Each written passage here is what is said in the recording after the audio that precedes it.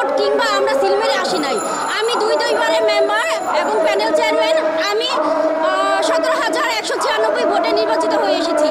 তো আমাদের আমার একটাই দাবি, এখন বর্তমানে যে তত্ত্বাবধায়ক সরকার আছে, যে পরিচালনা পর্ষদ আছে, তাদের কাছে আমাদের দাবি যেন আমাদের যে পদবল আছে সেটা যেন অব্যাহত থাকে। আসসালামু আলাইকুম, আমি 3 নং কুতুবপুর ইউনিয়ন পরিষদ থেকে এসেছি।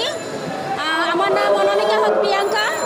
আমি কুতুবপুর 4/6 নং ওয়ার্ডের ইউপি সদস্য এবং প্যানেল চেয়ারম্যান। আসলে আমরা এখানে সবাই মেম্বার, আমরা সবাই এখানে একসাথে হয়েছি। আমাদের একটাই দাবি, একটা দেশ, একটা রাষ্ট্র পরিচালনা করার জন্য যেমন সরকার